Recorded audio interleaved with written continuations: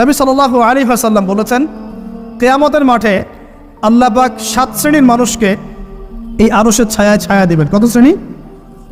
যুবক ভাইরা হাদিসটা খুব ভালো করে শোনেন, কারণ এখানে সবগুলো হওয়ার মতো সম্ভাবনা আপনার আছে।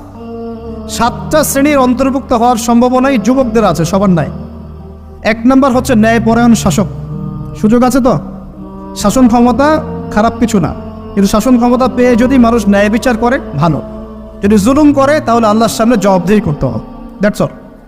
2 নম্বর সেই ব্যক্তি যার অন্তর মসজিদের সাথে ঝুলন্ত থাকে। কার সাথে? মোবাইলের সাথে না। কার সাথে? এখন অন্তর কার সাথে ঝুলন্ত থাকে? মোবাইলের সাথে। মসজিদের সাথে অন্তর ঝুলন্ত মানে কি? এটা কি সত্যি সত্যি কলিজা ঝুলা আছে? রূপকথা। মানুষ তো রূপক অর্থ বুঝতে পারে না। মানে আপনি নামাজের জন্য, জামাতে নামাজ পড়ার জন্য উদ্গ্রীব হয়ে থাকেন, এটা হলো মসজিদের সাথে ঝুলন্ত হৃদয়। এরপর সেই ব্যক্তি, সেই যুবক যে তার যৌবনকালটা আল্লাহ পাকের ইবাদতে কাটিয়ে দিয়েছে। সুযোগ আছে না? আছে কি নাই? যুবকদের সুযোগ আছে কি নাই? 4 নাম্বার সেই ব্যক্তি বা সেই 2 ব্যক্তি যারা একে অপরকে আল্লাহর জন্য মহব্বত করে। বয়ফ্রেন্ড গার্লফ্রেন্ড ট্রেডিশন বলা হচ্ছে না, বয়ফ্রেন্ড গার্লফ্রেন্ডের হারাম জেনার ভালোবাসা বলা হচ্ছে না। কি বলা হচ্ছে? দিনের জন্যে, আল্লাহর জন্যে দুজন পরস্পরকে ভালোবাসে, আল্লাহর জন্যেই বিচ্ছেদ ঘটে। 5 নাম্বার সেই ব্যক্তি যাকে, যুবক ভাই শোনেন ভালো করে, সেই ব্যক্তি যাকে কোনো সুন্দরী নারী জেনার জন্যে ডাকে। সুন্দরী উচ্চ বংশের কোনো মেয়ে নিজেই জেনা করার জন্য ডাকে, কিন্তু যুবক বলে আমি আল্লাহকে ভয় করি, ইন্নী আখাফুল্লাহ, আমি আল্লাহকে ভয় করি। এরকম যুবক আছে এখনো বাকি সমাজে? এখন তো ইচ্ছা করেই মানুষ জেনা করে। এখন তো জেনা এত সহজ, মানুষ 1000, 1500, 2000 টাকা দিয়ে জেনা করতে পারে। এই সমাজে জেনা সহজ, বিয়ে হয়েছে কঠিন। আর কে? আর সেই ব্যক্তি যে এত গোপনে দান করে, যার বাহাত জানে না ডান হাত কি দান করেছে, যার বাহাত জানে না ডান হাত কি দান করেছে। আমাদের মতো নয় যে 10,000 টাকা দান করলে সবাইকে না জানানো পর্যন্ত ঘুম হচ্ছে না, এমন নয়। দান এমন গোপনে করে যে তার বাহাত জানে না ডান হাত কি দান করছে। আল্লাহ পাক আমাদের সবাইকে গোপনে দান করার তৌফিক দেখ। এর মানে এই না যে প্রকাশ্যে দান করা যায় না, প্রকাশ্যেও দান করা যায়। অন্যকে উৎসাহিত করার জন্যে প্রকাশ্যেও দান করা যায়, কিন্তু গোপন দান আল্লাহর কাছে অনেক বেশি পছন্দের। আর 7 নাম্বার সেই ব্যক্তি যে নীরবে নিভৃতে গোপনে আল্লাহর কথা স্মরণ করে কাঁদে এবং তার চোখ দিয়ে অশ্রু প্রবাহিত হয়। এই 7 শ্রেণীর মানুষকে আল্লাহ পাক কিয়ামতের মাঠে আরশের ছায়ায় ছায়া দিবে ইনশাআল্লাহ। আমরা কি পেতে চাই? আল্লাহ পাক এই আরশ সবার আগে সৃষ্টি করেছেন। তারপর কি সৃষ্টি করেছেন? কলম। কে? কলম। কলম সৃষ্টি করে আল্লাহ পাক বলেছেন উক্তুব, লিখো। কলম বলছে মাযা আকতুব, আমি কি লিখবো? আল্লাহ বলছেন কিয়ামত পর্যন্ত যা হবে সব লিখো। লাওহে মাহফুজে কলম লেখা শুরু করেছে, কিয়ামত পর্যন্ত যা হবে সব লেখা হয়ে গেছে অলরেডি। অতএব রিজিক নিয়ে আপনার টেনশন করার কোনো দরকার নাই, যা লেখা হয়েছে পাবেন ইনশাআল্লাহ। যদি হালাল পথে চান হালাল পথে পাবেন, হারাম পথে চাইলে হারাম পথে পাবেন। আপনি যা তাকদিরে আছে এর বাইরে আপনি কিছু পাবেন যতই চেষ্টা করেন। আল্লাহ পাক আমাদের সবাইকে তাকদির নিয়ে সন্তুষ্ট থাকার তৌফিক দান করুন। এরপর আল্লাহ পাক এই মহাবিশ্ব সৃষ্টি করেছেন 7 আকাশ, 7টা মহাবিশ্ব। কয়টা? 7টা, মাত্র 6 দিনে। কয় দিনে? 6 দিনে। ফি সিত্তাতি আইয়াম, 6 দিনে। আল্লাহ পাকের একদিন কিন্তু আমাদের দিনের মতো নয়। সূরা মাআরিজের মধ্যে আছে আল্লাহ পাকের একদিন আমাদের 50,000 বছরের সমান। কত হাজার বছর? 50,000 বছর। কিয়ামতের মাঠটাও হবে, ওই দিনটাও হবে 50,000 বছর। ওই 50,000 বছরের সমপরিমাণ দিনে কেউ যদি পিপাসার্ত না থাকতে চায়, হাউজে কাউসারের পানি চায়, সে যেন কোনো বেদাতি আমল না করে, নবীর সুন্নতের উপর থাকে। ইনশাআল্লাহ নবী সাল্লাল্লাহু আলাইহি ওয়াসাল্লাম তাকে হাউজে কাউসারের পানি পান করো ইনশাআল্লাহ। ওই 50,000 বছরের সমপরিমাণ দিনে যদি আমরা তীব্র রোদে কষ্ট পেতে না চাই, আরশের ছায়া ছায়া পেতে চাই, তাহলে এই 7 শ্রেণীর অন্তর্ভুক্ত হওয়ার চেষ্টা করতে হবে। আল্লাহ পাক তৌফিক ইনায়াত করুন।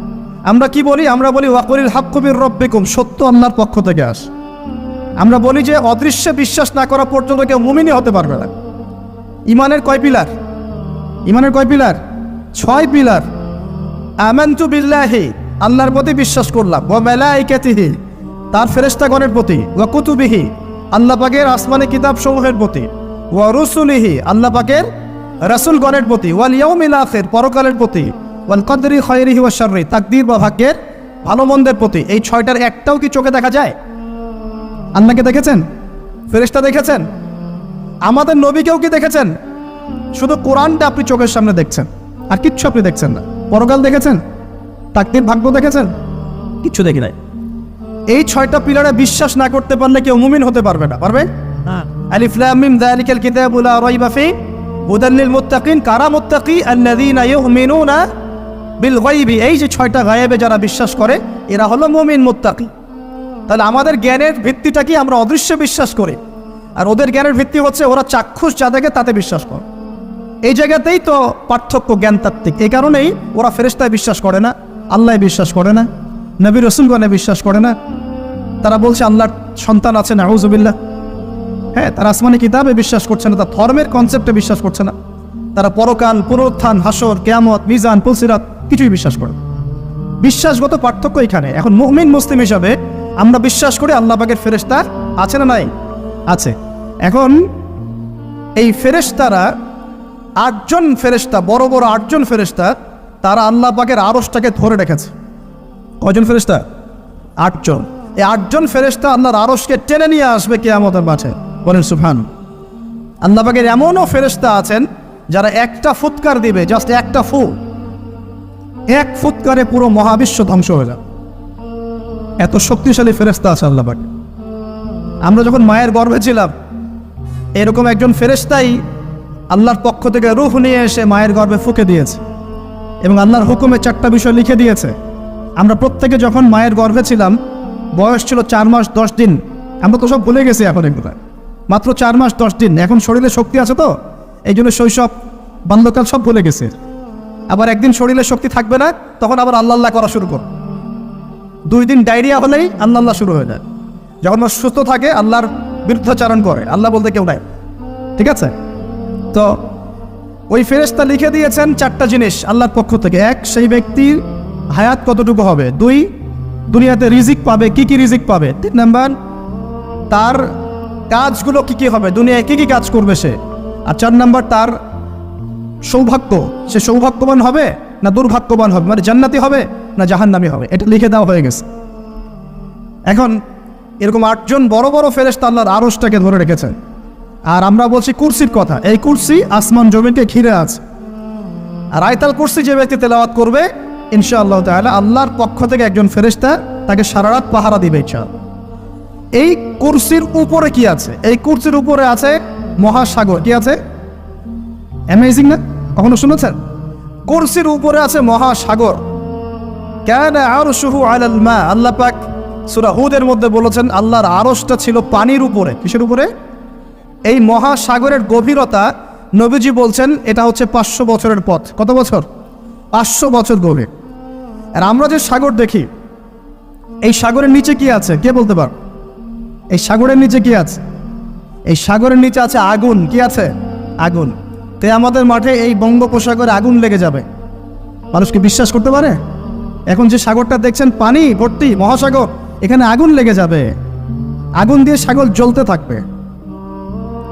কিয়ামত যদি কেউ চোখে দেখতে চায়, সে যেন সূরা তাকবীর পড়ে। কোন সূরা? সূরা তাকবীর। আমপারায় দেখবেন সূরা তাকবীর আছে। ইদা শামসু কুবিরাত ওয়া ইদা নুজুমু কাদারাত ওয়া ইদা জিবালু সুজিরাত ওয়া ইদা ইশারু উতিলাত ওয়া ইদা উহুশু হুশিরাত ওয়া ইদা বিহারু উদজির। এই যে এই আয়াতটা বলছিলাম। তো প্রিয় ভাইরা, সাগর নিয়ে দুটো কথা বলেই দেই। সেটা হলো আল্লাহ পাকের সমস্ত সৃষ্টি আল্লাহ পাকের তাসবিহ পাঠ করে, এমনকি এই সাগরও আল্লাহর তাসবিহ পাঠ করে।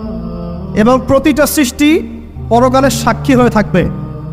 ওই সাগরের কিনারে দাঁড়িয়ে যারা ন্যাংটা হয়ে নগ্ন হয়ে দাঁড়িয়ে আছে, গোসল করছে, সাগর তাদের বিরুদ্ধে সাক্ষী দিবে। ওখানে দাঁড়িয়ে যারা গাঁজা খাচ্ছে, ফেন্সিডিল খাচ্ছে, ইয়াবা খাচ্ছে, সমকামিতা করছে, গান বাজনা করছে, সাগর ওদের বিরুদ্ধে সাক্ষী দিবে। এই যে আজকে যেখানে বসে আমরা ওয়াজ মাহফিল করেছি, দিনের কথা বলেছি, এই মাটি কালকে আমাদের সাক্ষী দিবে এখানে ভালো কিছু হয়েছে। গোপনে যেখানে জেনা করেছেন পতিতালয়ে, সেই পতিতালয়ের মাটি আপনার বিরুদ্ধে সাক্ষী দিবে। আল্লাহ পাকের প্রত্যেকটা সৃষ্টি আল্লাহর কাছে সাক্ষী প্রদান করবে আমাদের বিরুদ্ধে অথবা পক্ষে। আল্লাহ আমাদেরকে বোঝার তৌফিক দান করুন। সাগর থেকে শেখার অনেক কিছু আছে। সে নীরবে আল্লাহ পাকের হুকুম পালন করে যায়। কখনো কি সে হুকুম পালন করতে থেমে যায়? আসমানের পাখির দিকে হেদায়েত আছে, তারা আল্লাহ পাকের তাসবিহ পাঠ করে। গাছপালা আল্লাহর তাসবিহ পাঠ করে। আসমান, জমিন, চন্দ্র, সূর্য যা আছে আল্লাহ পাকের সমস্ত সৃষ্টি আল্লাহর তাসবিহ পাঠ করে। আল্লাহ পাকের দুইটা নাফরমান সৃষ্টি আছে, একটা হলো মানুষ আর একটা হলো জিন জাতি। এ দুটোই সবচেয়ে নাফরমান সৃষ্টি। ওইদিকে আমি পরে আসছি। সাগর কি শেখায়? বিনয়ী হতে শেখায়। কারণ সে অনেক শক্তিশালী, সে অনেক শক্তিশালী এবং প্রচুর সম্পদে ভরা। এই সাগর এই পুরো এলাকার বা পুরো দেশের কোটি কোটি মানুষের রিজিকের উৎস। এই সাগর, তার ভিতরে আল্লাহ রিজিক আছে, সম্পদ আছে। অনেক সম্পদে পরিপূর্ণ থাকার পরেও সাগর খুব শান্ত, তার মধ্যে খুব উদ্ধত অহংকারী আচরণ দেখা যায় না। ঠিক আল্লাহর জ্ঞানী মানুষরা সমুদ্রের মতো হয়, তাদের ভিতরে অনেক জ্ঞান থাকে, কিন্তু তারপরেও তারা শান্ত থাকে, বিনয়ী থাকে। আর যাদের ভিতরে সম্পদ কম তাদের লাফালাফি বেশি। কথা বুঝতে পারছেন? সাগর এত শক্তিশালী হওয়া সত্ত্বেও আপনি তার সামনে গিয়ে দাঁড়ালে সে আপনার পা ধুয়ে দেয়। আল্লাহর বিনয়ী মানুষরা এমনই হয়, অনেক শক্তিশালী হওয়া সত্ত্বেও, সম্পদশালী হওয়া সত্ত্বেও তারা আপনার পা ধুয়ে দিবে। অনেক শেখার আছে, অনেক কিছু। সাগর সম্পর্কে অনেক আয়াত আছে কোরআনে। যখন সাগরে নৌযান চলাচল করে তখন আল্লাহ পাক যদি ঝড় ঝাপটা দেন, প্রাকৃতিক কোনো বিপর্যয় দেন, তাহলে মানুষ মুখলেসভাবে আল্লাহকে ডাকা শুরু করে।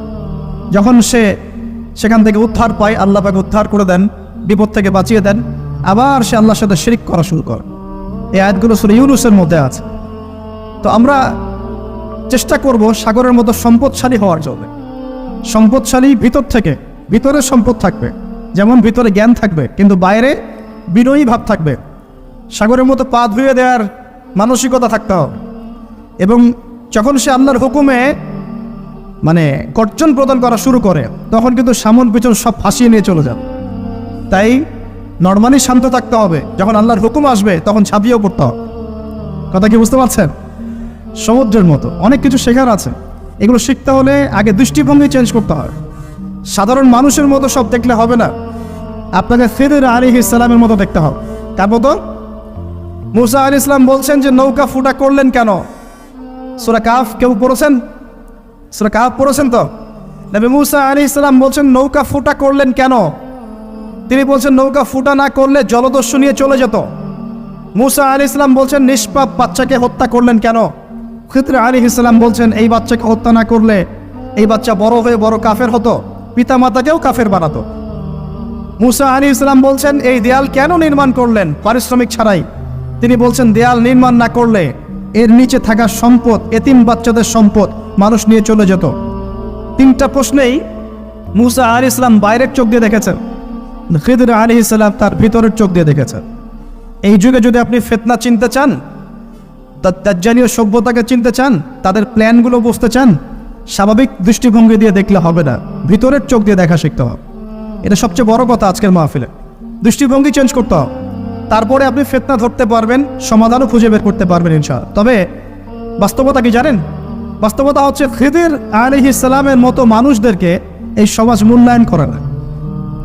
যাদের মধ্যে খিদিরের মতো অন্তর্দৃষ্টি আছে তাদেরকে সমাজ মূল্যায়ন করে না, তাদেরকে মানুষ বলে পাগল।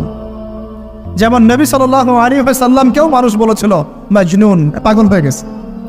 নবী সাল্লাল্লাহু আলাইহি ওয়াসাল্লামকে মানুষ বলছে সাহের, জাদুকর, মাজনুন, ফারিকুল জামাআ বলছে, সাবিঈ, কত কথা বলেছে। আল্লাহ পাক আমাদের সবাইকে কোরআন সুন্নাহ ভিত্তিক জ্ঞান অর্জন করার তৌফিক দেন।